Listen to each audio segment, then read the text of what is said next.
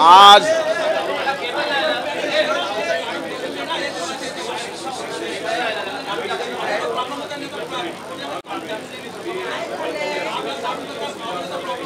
काय झालं?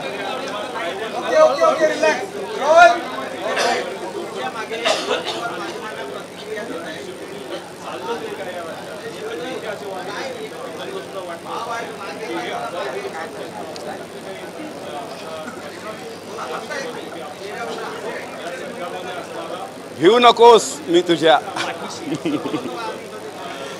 माझं लक्ष फक्त माझ्या अधिवेशनाच्या कामकाजावर आहे, शेतकऱ्याच्या संदर्भातल्या विषयावर आहे.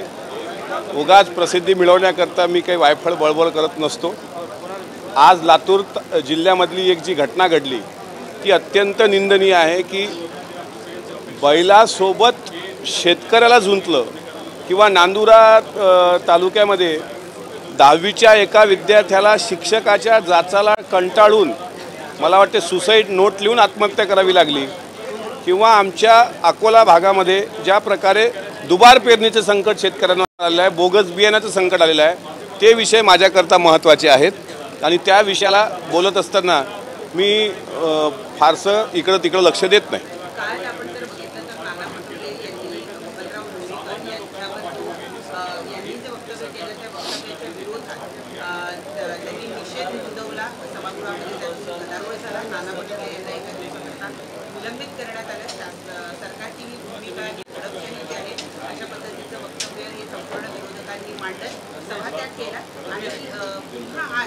शेतकऱ्यांच्या मुद्द्यावर ते उभे राहणार आहेत. बबनराव लोणीकर यांचं हे वक्तव्य निषेधार्ह असल्याचं आणि त्यांनी माफी मागावी अशी मागणी त्यांच्या वतीनं करण्यात आली. बबनराव लोणीकरांच्या वक्तव्याचं कोणीही समर्थन करत नाही. आम्ही पण शेतकऱ्याच्या पोटी जन्माला आलेलो आहोत, शेतकरी म्हणून आम्ही त्या गोष्टीचं अजिबात समर्थन करत नाही. पण त्यांचा जर सभागृहामध्ये निषेध करायचा असेल तर त्याकरता संविधानिक पद्धतीचे मार्ग आहे, सभागृहाचे आयुध आहेत. स्वतः नाना पटोले साहेब हे विधानसभेचे अध्यक्ष राहिलेले आहेत, त्यामुळे त्या खुर्चीचा मान त्यांना माहीत आहे. ते ज्या पद्धतीनं त्या सभागृहामध्ये बोलले, राजदंडाला स्पर्श करणं, राजदंडाला हात लावणं किंवा राजदंड उचलणं हा सुद्धा माननीय पीठासीन अधिकाऱ्याचा अवमान असतो.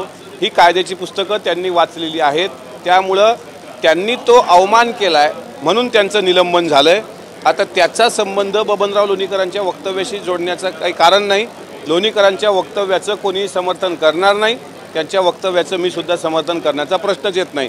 मात्र काल ज्या प्रकारे विरोधकांनी मुद्दे विचारायला पाहिजे ते सोडून ज्या पद्धतीनं आकांड तांडव करत एकामेकाचा बाप काढला, ते मात्र या सभागृहाच्या प्रथा परंपरेला छेद देणारं होतं आणि त्यामुळे त्यांचं निलंबन झालं. शेतकऱ्यांचा मुद्दा काल पेटला होता. शक्तीपीठ महामार्गाविरोधात अनेक शेतकरी एकवटले आहेत, तर शक्तीपीठ महामार्गाचा विरोध करतायत. सत्ताधारी आमदार आहात, काय वाटतं? मी शक्तीपीठ महामार्ग हा जर महाराष्ट्राला जोडणारा दुवा असेल, महाराष्ट्राच्या म्हणजे मराठवाडा भागामधून जाणारा दुवा किंवा महाराष्ट्राला पुढे नेणारा असेल, पण शक्तीपीठ महामार्गात आमच्या जमिनी जात आहेत हे जर शेतकऱ्याच्या मनात संभ्रम आहे किंवा शेतकरी त्याबाबत जर अस्वस्थ आहे, अनभिज्ञ आहे, त्यांच्या मनातला संभ्रम दूर करून सरकारने शक्तीपीठ महामार्ग करायला हरकत नाही. पण जोपर्यंत शेतकऱ्यांचं समाधान होणार नाही तोपर्यंत शक्तीपीठ महामार्ग यावर मला असं वाटते सरकारने अंमलबजावणी करू नये, या मताचा मी आहे. कारण दमनगंगा नळगंगा हा जो नदीजोड प्रकल्प विदर्भामध्ये राबवला जातोय, पूर्वी शेतकऱ्याच्या मनात अशीच संभ्रमावस्था होती, पण आता त्याचं फलित असं दिसतंय की ज्या जिराईत शेतजमिनी होत्या त्या बागायत होत आहेत, सिंचनाखाली येत आहेत, त्यामुळे शेतकऱ्याला दिलासा भेटतोय. समृद्धी महामार्ग आता आपला मोठ्या प्रमाणात झाला, आता तो भिवंडी ठाण्यापर्यंत येऊन ठेपला आहे. पण त्याच्या अवतीभोवती असणाऱ्या शेतकऱ्यांशी जर तुम्ही बोललात तर प्रामुख्यानं काही शेतकऱ्यांना त्याचा मोबदला भेटला आहे, पण काही शेतकऱ्यांना तोकडा मोबदला भेटला आहे. शेतकऱ्यांचे फूड स्टॉल तिथं असले पाहिजे ही सरकारची भूमिका असताना बाहेर प्रांतातल्या लोकांचेच तिथे पेट्रोल पंप आणि ते लागले, हे सुद्धा चुकीचं आहे. समृद्धी महामार्ग असेल किंवा शक्तीपीठ महामार्ग असेल, शेतकऱ्याला विश्वासात घेतल्याशिवाय शक्तीपीठ महामार्ग होऊ नये ही माझी स्पष्ट भूमिका आहे. शेतकऱ्यांचा संभ्रम जो असेल तो सरकार म्हणून सरकार दूर करेल आणि कोल्हापूरमध्ये आमच्या पक्षाचे नेते आदरणीय मुश्रीफ साहेब आहेत, ते त्याबाबत अभ्यासू आहेत, ते त्यामध्ये पुढाकार घेतील.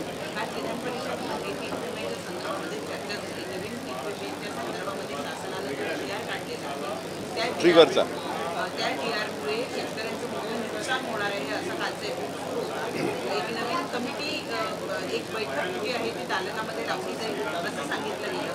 परंतु 1 रुपयात पीक विमा योजनेचा भ्रष्टाचार पुढे आल्यानंतर ही नवीन पीक विमा जी आहे ती लागू करण्यात येते आहे. ज्याच्याबद्दल शेतकऱ्यांमध्ये नाराजी दिसून येते किंवा उपस्थित आमदार जे आहेत त्यांच्या मनामध्ये सुद्धा अनेक प्रश्न आहेत ज्याची उत्तरं मिळालेली नाहीत. मी स्वतः काल प्रश्नोत्तराच्या तासामध्ये माननीय कृषी मंत्र्यांना हा प्रश्न विचारला होता, कारण तो प्रश्न माझा होता. पीक विम्यासंदर्भात पीक विमा कंपन्या मालामाल झाल्यात आणि 7,000 कोटी रुपये पीक विमा कंपन्याला फायदा झाला, हे खरे आहे का असा प्रश्न विचारल्यानंतर कृषी मंत्र्यांनी खरे आहे असे उत्तर दिले. याचा अर्थ पीक विमा कंपन्या मालामाल होत आहेत, पण त्याचा मोबदला तो शेतकऱ्याला मिळाला पाहिजे, तो मिळताना दिसत नाही. त्यामुळे त्यांनी त्या कंपन्या ब्लॅकलिस्टेड करणार का असं विचारल्यानंतर ब्लॅकलिस्टेड करण्याचा सुद्धा त्यांनी आदेश तिथं सभागृहामध्ये तसा शब्द दिला. त्यानंतर 4 ट्रिगरचं जे शेतकऱ्यांच्या म्हणजे केंद्र सरकारकडून त्याला वगळलेलं आहे, मात्र राज्य सरकारने 4 ट्रिगरची अट टाकलेली आहे. ती ट्रिगरची अटसुद्धा वगळण्यात यावी याकरता सुद्धा विरोधी पक्षातल्या काही आमदारांनी त्या ठिकाणी प्रश्न उपस्थित केला. त्या संदर्भात एक बैठक होणार आहे आणि 1 रुपयात पीक विमा ही योजना जर सरकारने जरी बंद केली असेल, पण त्या मोबदल्यात शेतकऱ्यांना वेगळ्या काही योजना देता येतील का यासाठी सुद्धा सरकार प्रयत्नरत आहे.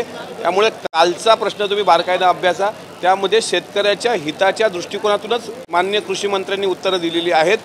पण पीक विमा कंपन्या ज्यांनी शेतकऱ्याला वेठीस धरून स्वतः मालामाल होऊन शेतकऱ्यांना आजपर्यंत त्रास देण्याचं काम केलं, त्या पीक विमा कंपन्या ब्लॅकलिस्टेड होतील हे जे सभागृहात बोलल्या गेलं याचा शेतकरी म्हणून आम्हाला आनंद आहे. एक बैठक झाली. वर्णन पडतंय 5,800 कोटी रुपये आहेत ते पीक विम्याचे त्यांना भरायचे नाही. त्या वाचवायचे म्हणून शासनाच्या पद्धतीनं या संदर्भातले आहेत.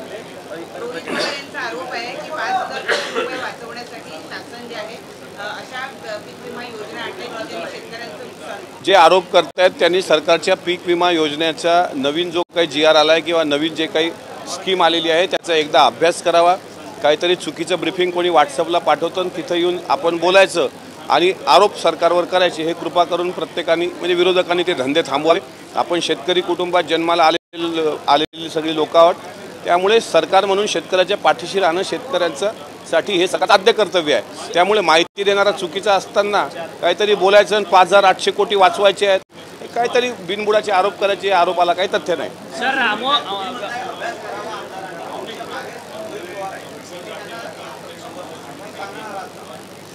मी कशाला सांगायचं, स्वतः आमदारांनी त्याबाबत अभ्यास करायचा. विधिमंडळाच्या कामकाजात काय होतं, सरकारचे काय शासन निर्णय येतात, महसूलच्या संदर्भात सरकारची भूमिका काय आहे, या सगळ्या गोष्टी आमदारांनी अभ्यासाच्या असतात.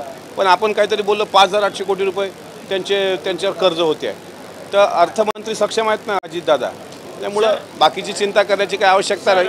लक्ष्मण हाके यांनी पुन्हा एकदा अजित पवारांवरती टीका करताना सांगितलं की या निवडणुकीमध्ये स्थानिक स्वराज्य संस्थांच्या निवडणुकीमध्ये ओबीसी समाज हा अजित पवारांसोबत नसणार. ओबीसी समाजाच्या संघटनांच्या नेत्यांची बैठक जी आहे ती 4 तारखेला मुंबईमध्ये बोलवलेली आहे लक्ष्मण हाकेंनी. मी तुम्हाला सुरुवातपासून सांगत आलो आहे की मी या विधानसभेच्या या विधिमंडळाच्या या पावसाळी अधिवेशनामध्ये शेतकऱ्यांचे, जिल्हा परिषद शाळेचे, कष्टकऱ्यांचे मुद्दे मांडणार. कोण कुठे येऊन काय कोणी बोलून जातं त्याला उत्तर द्यायला आम्ही बांधील नाही आहोत. त्याला त्याची जागा काय जे दाखवायची आहे ते आम्ही दाखवून दिलेली आहे. त्यामुळे दुर्जन प्रवृत्तीच्या व्यक्तींबद्दल अधिक न बोललेलं चांगलं. आणि कशाला सकाळी सकाळी माझ्या तोंडून मुक्ताफळं उधळत आहे तुम्ही. परंतु लक्ष्मण हाके मात्र तुमच्या नेत्यांवरती मुक्ताफळं उधळतात. आज शाळांचा मुद्दा उपस्थित करणार आहात तुम्हाला त्याच्यामुळं जास्त तर हे होतंय का, ते आउटडेटेड बॅटरी आहे. शाळांचा मुद्दा तुम्ही उपस्थित आज लक्षवेधीच्या स्वरूपात करणार आहात. ग्रामीण अनेक शाळा आहेत, अनेक गावांमध्ये शाळाच नाही आहे, काही गावांमध्ये प्राथमिक शाळा सुद्धा उपलब्ध नाही आहे आणि दुसरीकडे राज्य शासन मात्र त्रिभाषा सूत्र लागू करण्याचा विचार आतापर्यंत करत होतो. ज्या आहे ते व्यवस्थित शिकवायचं नाही आणि नवीन काहीतरी लादायचं असला हा प्रकार दिसून येतो. जिल्हा परिषदेच्या शाळेची परिस्थिती, महानगरपालिकेच्या शाळेची परिस्थिती काही ठिकाणी प्रचंड दयनीय आहे. 1ली ते 5वीपर्यंत 10x10च्या मंदिराच्या सभामंडपात काही ठिकाणी शिकवणी घेतल्या जाते आणि हे फार वाईट चित्र आहे. आमच्या म्हणजे CSR फंड काही ठिकाणी उपलब्ध असतो, काही ठिकाणी नसतो. काही ठिकाणी CSR फंडमधून शाळा खोली दुरुस्तीचं काम सुरू आहे. पण शिक्षण मंत्री आदरणीय दादाजी भुसे साहेब यांच्यासमोर आज मला वाटते त्या संदर्भातच एक लक्षवेधी आहे. त्यामुळे जिल्ह्यातल्या शिकस्त झालेल्या जिल्हा परिषदच्या शाळा त्या नावारूपास आणण्याकरता, कारण मराठी भाषेचा मुद्दा जितका महत्त्वाचा, मराठी माणसाचा जितका महत्त्वाचा, तितका जिल्हा परिषद मराठी प्राथमिक शाळेचा मुद्दासुद्धा महत्त्वाचा. आणि मराठी भाषेवर ज्या लोकांना प्रेम आहे त्यांनी आपली मुलं, आपली नातवंड जिल्हा परिषद प्राथमिक मराठी शाळेत शिकवावी, असं त्यांचा मला त्यांना आग्रहसुद्धा करावा असा वाटतो. मुख्यमंत्री यांनी केलेलं जे वक्तव्य आहे त्या वक्तव्याची 100% मी समर्थन करतो. मी मराठीच्या मुद्द्यावर भांडत असेल तर मला मराठी आली पाहिजे. मी माझ्या घरात मराठी शिकलो पाहिजे, माझ्या घरात मराठी शिकवली पाहिजे. माझी मुलं, सुना, नातवंड यांना मराठी आलं पाहिजे. घरात येणाऱ्या सुना असतील, घरातल्या महिला भगिनी असतील, त्यांना मराठी खाद्यपदार्थही करता आले पाहिजे. उपमा असेल, उखळपेंडी असेल, हे सगळं. नाहीतर फक्त मराठीचा मुद्दा, मराठीच्या गरीब माणसाचा ते मानसिक शोषण करायचं आणि आपल्या राजकीय पोळ्या भाजायच्या, हे कृपा करून आता प्रत्येकाने बंद करावं. मी माझं असं आहे, मी कोणाचं नाव घेतलेलं नाही. मी स्वतः लोकशाहीमध्ये जगणारा माणूस असल्यामुळे मला माझं मत मांडण्याचा अधिकार आहे ना. पत्रकारांसमोर तर मला मोकळं होऊ द्या. विधिमंडळात काही मला मर्यादा येतात, पण पत्रकारांसमोर व्यक्त होता येतं. तुमच्या पक्षाचे आमदार आहेत सुनील अण्णा शेळके, त्यांच्यावरती संजय राऊतांनी आरोप केलेला आहे की सुनील अण्णा शेळकेंनी सरकारला. मी सांगतो, सुनील अण्णासोबत मी आता 10 मिनिटा पहिले स्वतः पूर्वी सुनील अण्णांशी बोललो. रॉयल्टीचा त्यांच्या परिवाराचा आणि त्यांच्या अनेक वर्षांपासूनचा बिझनेस आहे. त्यामधून जी रॉयल्टी मिळते त्यावर त्यांचा तो व्यवसाय, रॉयल्टीचा तो जो काही त्याचा स्टोन क्रशरचा वगैरे किंवा गौण खनिजाचा असेल तो चालतो. ते स्वतः तुमच्यासमोर येऊन तुमच्या मनातले संभ्रम निर्माण करतील. आजपर्यंतच्या इतिहासात संजय राऊत साहेबांनी ज्यांच्या विरुद्ध पत्र लिहिलं, ज्यांच्यावर आरोप केले, ते कुठले आरोप सिद्ध झाले नाहीत. असाच पूर्वी आरोप राहुल कुल यांच्यावर केला होता. त्याचं पुढं काय झालं? तसंच सुनील अण्णा शेळकेंवर आरोप केला. आरोपाचे सबळ पुरावे असतील तर त्यांनी मुख्यमंत्र्यांना द्यावे, त्यांनी उपमुख्यमंत्र्यांना द्यावे, ते कारवाई करतील.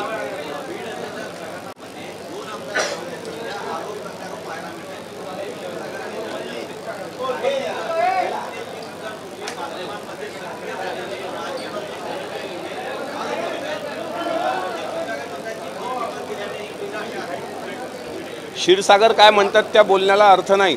क्षीरसागरचे त्या आरोपीसोबत काय संबंध आहेत हे क्षीरसागरांनी जाहीर करावं. त्यांचे कॉल डिटेल्स रेकॉर्ड काढण्याच्या संदर्भात स्वतः दमानिया ताईंनी ट्विट केलेलं आहे.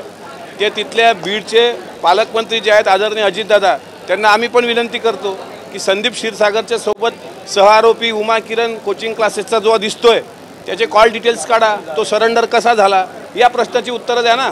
अहो, तुम्ही मुंडे साहेबांचं मंत्रिपद गेलं, मंत्रिपद येत असतात, जात असतात. हे काही ताम्रपट घेऊन कोणी येत नसतं. आणि मंत्रिपदासाठी हपापलेली व्यक्ती मुंडे साहेब नाही आहेत. त्यांनी याबाबत कुठली दोष नसताना ज्या पद्धतीने ॲलिगेशन केलं गेलं, बजरंग सोनवणे असतील किंवा संदीप क्षीरसागर असतील, ह्या लोकांनी फक्त अखंड तांडव केला.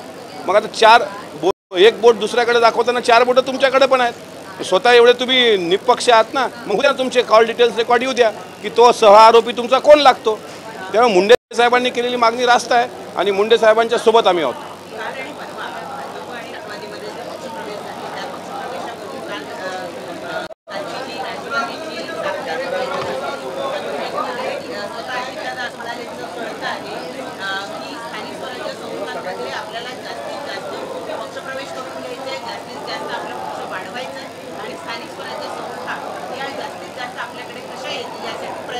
नाही, नुसतं पक्षवाढी संदर्भात किंवा निवडणुका संदर्भात राष्ट्रवादी काँग्रेस पक्षाच्या बैठकीतच चर्चा होते असं नाही.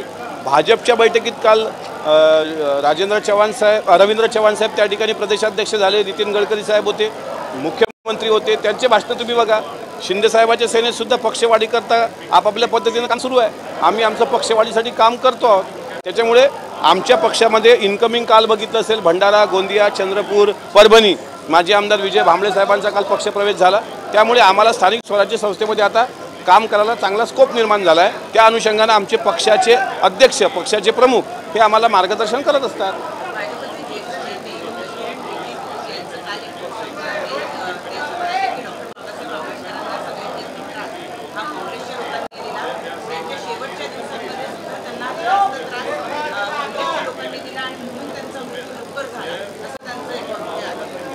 त्रास दिल्यानं मृत्यू होतील एवढे बाबासाहेब काही सामान्य नव्हते. शेवटी त्यांना शारीरिक मर्यादा होत्या. किरीन रिजिजूंनी हे कोण्या अर्थाने वक्तव्य केलं ते मला माहीत नाही.